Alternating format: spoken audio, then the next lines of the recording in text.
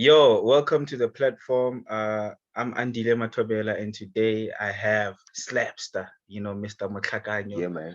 all the way from Limpopo. But I'm gonna let him introduce himself. Can you please introduce yourself, sir? Yo, what's up? What's up? It's your boy Slabsta here. Mr. Masakanyo. As you guys know, me, I'm straight from Limpopo, representing Baby that side. Originally born in Naledi, Soweto, but then, of course, because my parents were just schooling then, so we went back to Limpopo, and yeah, man, life has been great ever since then. So basically, that's me. Otherwise, 29 years old, 1993. My birthday is next month on the 5th. So if you're watching this, you better prepare something. That's dope. So you're a much baby. Yeah, I'm a much baby, bro. Even my Yo, son as well is. So I love that. yeah, no, it's funny because a lot of my friends are born in March. I don't know why, but yeah, you guys are So I crazy. guess, yeah, You guys are yeah, I crazy. guess you and I guess maybe I'm gonna be part of the friend list soon. Yeah, no, of course, man, and I had to talk to you because obviously, I know you've been working on some music, and Yeah, man. I just wanted to find out your creative process, right? Yeah, So, yeah, because obviously music it's very spiritual in its nature, and you being an artist, true. obviously you're spiritual yourself. So just Mm. take me through your spirituality. What does Slapster believe in? Well, the truth is, I think I had a struggle, growing up, spiritual wise, because when you are born, you find yourself into something that you are told about. We are never given the chance to actually find ourselves, or maybe be taught something that is much rather cultural, that represents us as South Africans. So of Mm, course, Christianity was the religion, but when I got to high school, I mm, figured that there are certain things that I don't understand. So I started following my ancestral path, you know, um, more on how my ancestors lived and what they believed in. So spiritually, that's where I'm at, and that's how my music comes about as well. Because when I write something, it's always because of how I'm feeling and what I'm going through spiritually, and that's how these songs come about. Because I'm a person with energies. I can mm. sense energies. I can sense bad energies. I can sense negative energies, and obviously, if the energy is bad, sometimes the energy is bad, but you want to benefit from something. So obviously you stick it out as hard as it is, up until of course you get what you want, and then you move away from that. But otherwise, I think it's just better to stay away from negative energies, because they are not in sync with the positive person that you are. So yeah, Mm. man, that's me spiritually.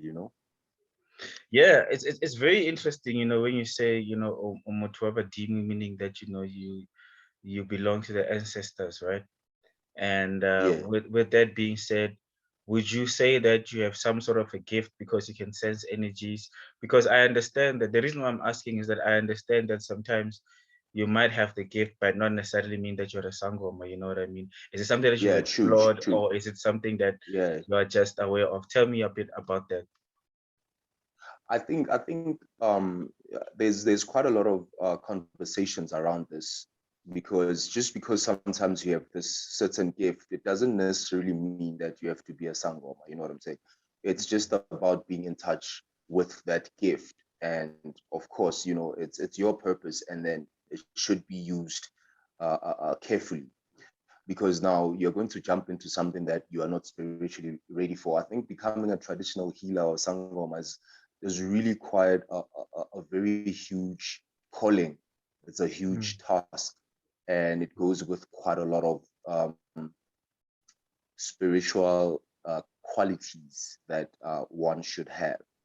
So with me, I think it's just basically that gift of being spiritually inclined. But sangoma, I don't. Maybe as I grow, it'll come to me. But I do get it sometimes. I'm like, okay, maybe I need to, but I kind of feel like sometimes it's just because you just have to sort yourself out spiritually and then be okay with who you are. Doesn't necessarily mean that because you have gifts, then you have to become that person.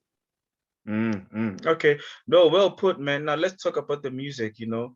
Um, Mm, one of my favorite tracks from you, Ke Spani Ke Spani, and I told you this when you performed it at Kitcheners. yeah, Just like yeah, how yeah, simple it is, the flow and the delivery and the message yeah, is so important. So tell yeah. me about the music that you are currently pushing at the moment. What are you working on? So basically, I've been working on this tape for like 3 years now, 3 years straight. Recording some songs and of course aligning them with the concept that I had in mind. And when I did this, so I first did Summer Love EP, which was my first project, consisting of like 5 songs. So basically, what I wanted to do there was to actually show the people and my supporters that this is what I mean by Matlakano. It's a fusion of different genres. So Summer Mm, Love, it was more of like housey because it had like a house DJ, Altimo Numero, and then mm, he produced all the beats there. So I wanted to have that vibey sound, that housey sound. So that was my side, like the party life and some experiences within that. But I also wanted to do like a project that gets deeper into who I am, my background and the things that I actually go through. Because on Summer Love, it was just basically that summer love, like vibing and falling in love at mm, parties, and you know what I'm saying, that whole space. But now here, it's more of thanking my supporters for being with me throughout the journey, and obviously just giving them my catalog. I'm also, learning how to produce as well. So there's quite a lot of my production on that as well. So Spani Spani is a song from the project as well, and it was dedicated to a special somebody then. She was older than me, so we went through something interesting, and then I wrote that song because of her. So I dedicated that song to her, and yeah, it was a special song. I produced that song from scratch, and then I gave it over to Afro 25. He's the one who produced the Mutlakanyo, so I gave it over to him to touch it up and make it sound good. So I loved the fact that you noticed what I was trying to do with the mm, song, because when I produce something simple. I'm a simplicity for me works because mm, I'm learning, I'm growing. I don't want to go at a level that I'm not ready for. I want us from the beginning going up, until mhm, I want people to listen to this tape with that thing of this guy is new to the game and he's learning. He's mm, coming up nicely. He's also learning how to produce for himself. He's marketing his own work. He released this under his own company and record label. I want people to be inspired by this more than anything. you know mm. Okay, no, cool, yeah. man. It's dope that I think it's important that you are also pushing yourself by learning how to produce as well. And in my opinion, I mean, I think it sounds good, and obviously, like it's something that I think you should do more of. When it comes to Yeah. that. But also, I know in Limpopo and in Joburg as well, you also do events and uh, and put other artists on and try to grow, the movement. Tell me a bit about Mm. that, your life as a promoter. Well, in Limpopo, there was a huge gap because I started this thing back in high school. But in high school, I was not so much of like someone who has recorded a song. Back in high school, it was just basically loving the arts and loving literature and falling in love with writing. And I used to just write bars and make my friends listen, and even when back in mixed days, I used to have like online battles. So basically, you battle while you're on the phone, Mm, and then that's how it started. And then as after matric, so in high school, basically it was a little bit okay because the school that I was in was more accommodating in terms of events and that culture. But then out of high school, there was this huge gap in the hood where the arts and culture department is not so strong. Like it's very low, and mm, there are dope artists out there, but they don't get the platform. You see, they don't get the stage as much as house DJs do, because when it comes to house music, it's very broad. I'm sure you know the likes of Kaima Music, Prazo Africa. mm, So basically, those guys, they made it because they had that support. But with us hip hop, I think it has always been that problem of, you know, the type of message that it sends out, the type of lifestyle that people think it is, which is not, because, you know, hip hop for some of us is our life story. Hip hop is what we go through. Hip hop is life to us. It's like drinking water every day. So I saw the gap and I took the opportunity. I wanted to create something that a safe space. You know, a safe space is becoming something very common. You're gonna hear it quite a lot because I've met a creative called Tedo, and she's doing Meet Towards as well. So basically, her and I, we share more of the same ideas. So I wanted to create like a safe space where, you know, artists, an art hub, if I should rather say, let me not steal someone's idea, an art hub where, you know, artists feel it's like an internet cafe. You know, when there's an internet cafe in the hood, every student, everybody goes there to try and get, you know, their things done. So basically, that's what I'm achieving, I'm striving for, is to create an art hub, an art space that artists that are shy, artists that are, they don't have the platforms, the right, you know, mentorship, they don't have the keys to at least get to the next level. That's my job. So I've been doing some events, open mics, also me performing, inviting some of the artists that I look up to as well. I remember I did invite you and Fazinator to a big gig that I was supposed to do. I think we were at Vinyl Lifestyle or something. So that gig got postponed because of lockdown and stuff. But this is something that I'm still going to do. And, you know, I had the likes of Baxito on there. I had like big names on there for the first time.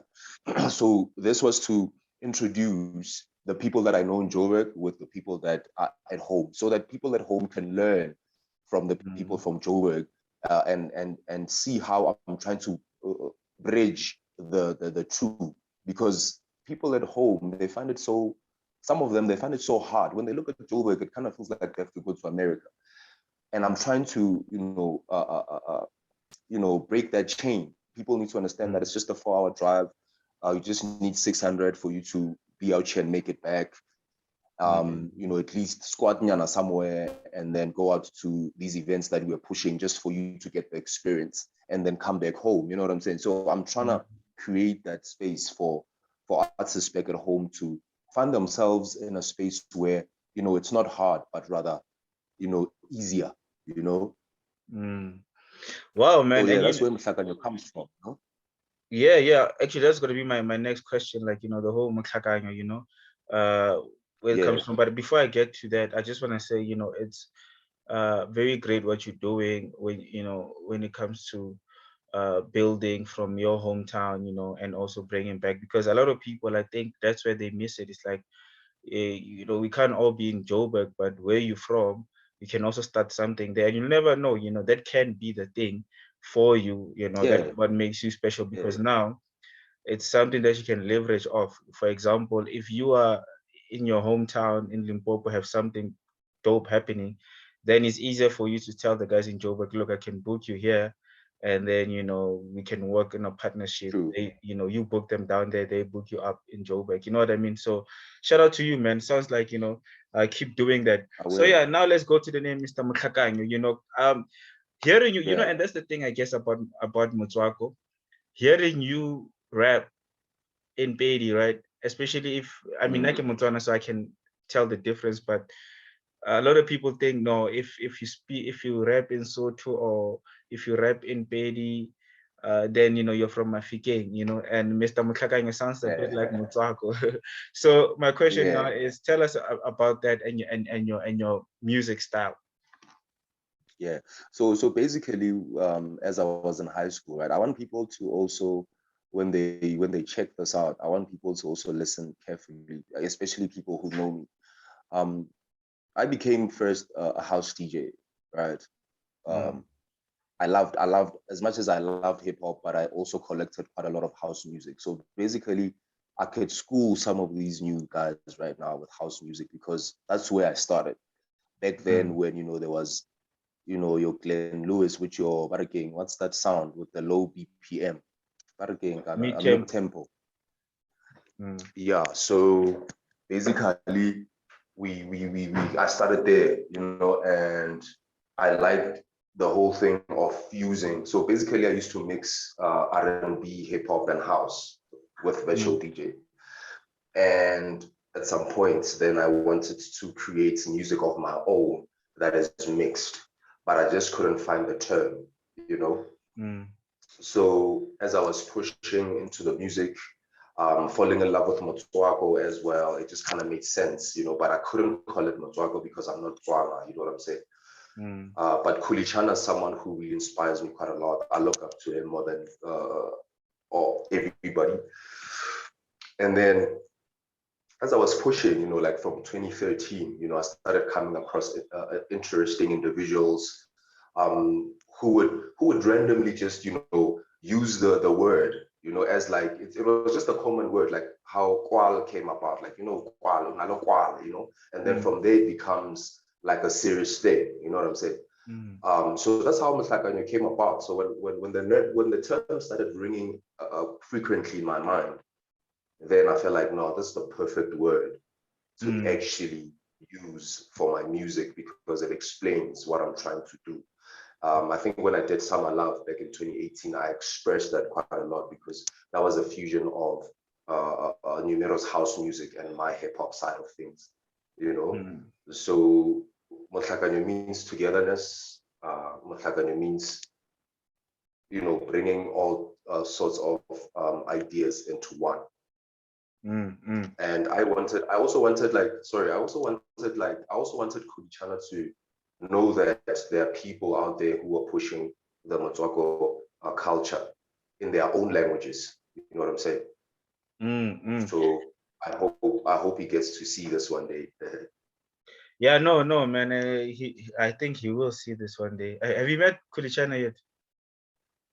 I haven't met Kulichana yet, man, but he used to follow me on my old account, but he still retweets me on my new account. So I'm hoping that I meet him soon. You know, I need to just at least attend like a gig, and then hopefully I can get a chance to say, hey, man, what up, man? I've been trying to show you what I'm building. But I got to talk to Tony Mac one time in the DMs, and we were talking. I was just playing Summer Love to him, and unfortunately, he didn't really vibe with it. But then he did like the fact that, you know, I pushed the music thing. Like there's more like PDD. I kind of feel like he gave me that PDD status. So it kind of made sense because, you know, PDD is also like an artist who makes music, but he specializes in production, like producing the art, you know, to the world. So I really respected that. Okay. Yeah, no, dope, man. Dope, bro. Look, so what can people look forward to from you, man? You know, for it's the year 2022. What's happening? You know, what can people expect from Slabsta? Well, you spoke about we spoke about spirituality at the beginning, and I think that this year people should expect a little bit more of like a new version of myself. Like spiritually, I think I've just became someone who's clear about themselves, knows what they want, and strives for that. So that's what people should expect. My tape is coming out soon. It should be out this week. We're pushing the Bagzito Back to the Story EP tour. We're doing the second one in vinyl on the 27th. And I'm so happy that Lowly Native is going to be coming out because the more we have such people, it's the closer we get to people like your MT and all of that. And it's not because we want to work with them. It's just so that they know that we also exist. You know what I'm saying? So that's what people should expect. I'm working on my documentary as well. Motlakanya documentary as well. So it's going to be quite a very interesting year. You know what I'm saying? I'm also looking to work with people like yourself. So yeah, man, it's going to be quite interesting. I love this year. Shout outs to the South African government for at least trying to ease down the lockdown as well, because the past 2 years were quite hectic for some of us, you know. Yeah, bro. Look, man, I'm looking forward to it, and you know, I'm just inspired by just your energy, your drive. You know, I think it's important because that's what we need in this country. You know, we need more young people to kind of like push themselves further to the limit and do whatever it takes to get them out there, and you exude that energy. So shout out to you, bro, and thank you so much for making time for this interview. I really appreciate it, bro. I really appreciate this, man. I'm looking forward to being on your platform, you know, We need to get the music out there. We need for people to know that we are also here. Like, you know, the space is broad, you know. Yeah. And lastly, just your social handles so people can follow you.